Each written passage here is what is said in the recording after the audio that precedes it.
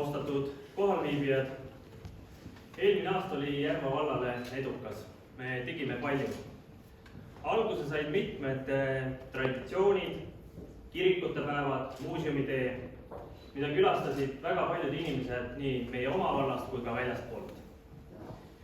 Käima lükati maapiirkonnas esimene raamatukogubuss, mis sai nimeks Krõõt. Raamatukogud kolisid nii Koigis kui ka Aravetel uutesse ruumidesse, mis läbi suurenes külastuste arv. Näiteks Aravetel külastati mullu 591 korda rohkem kui aasta varem. Vallaelanikud loevad. Jaanuari lõpus Järva vallas toimunud esimene Eesti kirjanduse pidunädal sattus viljakale pinnasele.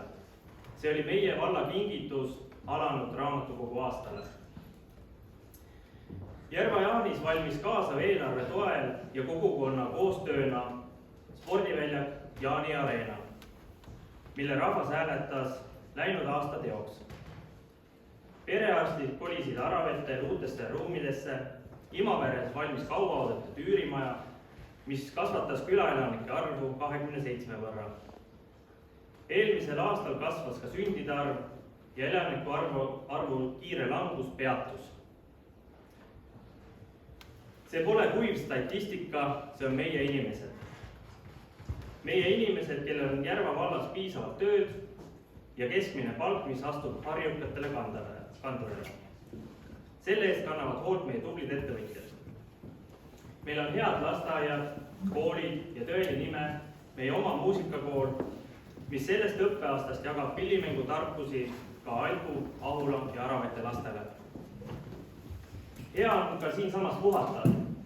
Võimalused meie järvede ääres aega veeta paranevad pidevalt ning meie käsutuses on Järvamaa suurim turismimagnet, Valgeaugusemäe suusa- ja puhkekeskus.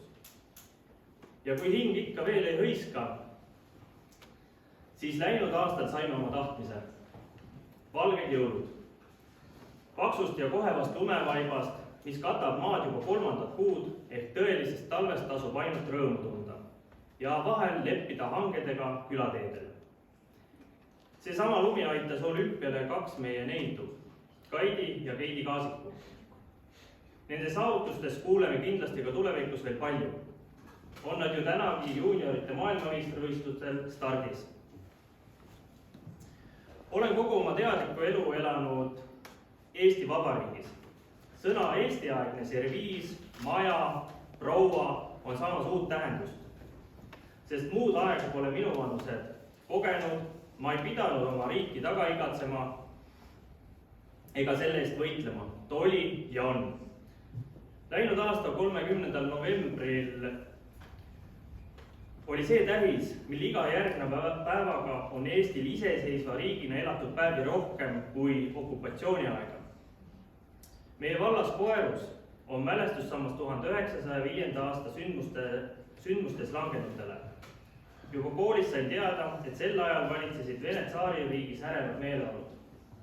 Vene-Jaapani sõda, tehasetööliste ja negrite väljaastumised, verine pühapäev Peterburis ja rahutused kogu suurriigis. Aeg oli nii-öelda revolutsiooniline.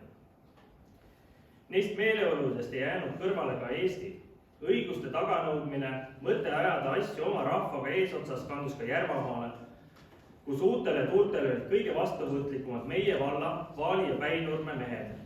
Vaalis Palsu tallu kogunenud rahvas arutles korduvalt Eesti riigi iseseisvumise võimaluste üle. Palsu peremees Mart Jürman ja tema poeg Voldemar oli Eesti iseseisvuse ühed eestvedajad. Valmis maareformi seadus, kehtestati kaitseseadus, koostati igati läbimõeldud vabariigi põhiseadus, mis käsitles kohut, kooli ja kultuuri. Otsustati, et kui Tallinnas ja Tartus Eesti Vabariiki välja ei kuulutata, tuleb seda endal teha. 1905. aasta detsembri algul kuulutatigi Vaalis välja Eesti Vabariik. Kahjuks lõppes esimene Eesti Vabariigi lugu veriselt. Selle algatajad tapeti karistussalklaste poolt ilma kohtuta. Mart Jürmani palvel vabastati vaid tema noorem poeg August, sest tal oli eluaastaid vaid 18. Üle noatera pääsenud August Jürman kelle sünnist möödub muide sel aastal 135 aastat, kandis aga oma isa ja venna ideed vabast Eesti riigist edasi. Ta oli üks neist, kes 23. veebruaril 1918. aastal kuulutasid Pärnus välja Eesti iseseisvuse veel enne, kui seda tehti Tallinnas. Kunagi Vaali vallakooli lõpetanud poisist sai Eesti esimese 5 Riigikogu koosseisu liige, teise koosseisu aseesimees, teedeminister, põllutöö- ja majandusminister ja siseminister. 20. veebruaril 1939. aastal kõneles August Jürman. 21 aastat tagasi kuulutati välja Eesti iseseisvus. Nagu noor saab 21 täiskasvanuks, nii võime pidada nüüd täisikka jõudnuks ka oma riiki. Sel puhul tuletame aga meelde olukordi 34 aastat tagasi. Kas julges siis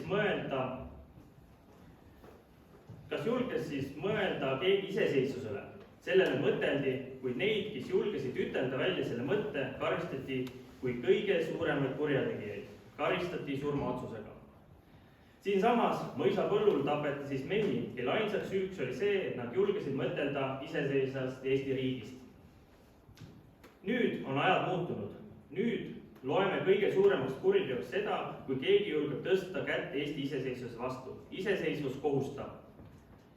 Kui lisada veel, et Järva vallast on pärit ka admiral Johan Pitka, vabadussõja hing, soomusrongide isa, Eesti Kaitseliidu ja piirivalve taaslooja ning mereväe looja, kelle 150. sünni aastapäeva äsja tähistasime, võime öelda, et Järva vald on Eesti omariikluse häld.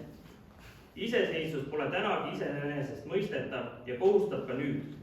Iga päev kuuleme ärevaid uudiseid ja pelgame, mis saab siis, kui sündmused idapiiril eskaleeruvad. Kahjuks tänane pidupäeva hommik algas kurva uudisega, kui Venemaa alustas sõda iseseisva Ukraina riigi vastu.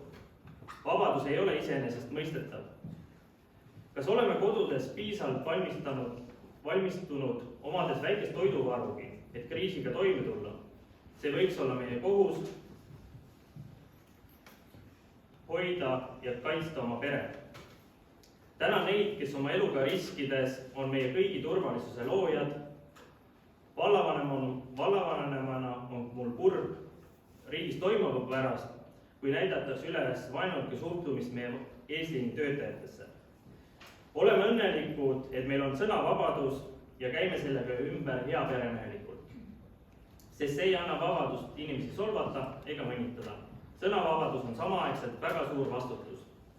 Mul on hea meel, et Järva vallas sõnasõda ei peeta, vaid on jätkuvalt hea ja konstruktiivne koostöö. Alati ei pea kõiges olema üksmeel. Viis, kuidas meie vallas asju aetakse, on viisakas. Tunnen, et meie valla inimeste suur tahe on valda panustada ja see valmistab suurt head meelt. Oleme olemas ka riigi vaates. Paljud ametkonnad küsivad meie arvamust. Meie valda on viimasel ajal külastanud Konkurentsiamet, mitmed ministrid olemas seadusloomes. Räägime Eesti elus aktiivselt kaasa ja seda suunda tuleb hoida. Otsused ei sünni üleöö, positiivsed muutused nõuavad aega. Nii nagu kunagi sündis aastapikkuse töö viljana Eesti Vabariik. Siseminister August Jürman ütles 1940. aasta vabariigi aastapäeva kõnes muuhulgas, kuid nurisemine raskuste pärast ei aita. Ja seda ei maksa meil teha, kuna teame, et need on väikesed selle kõrval, mida teised rahvad peavad läbi elama.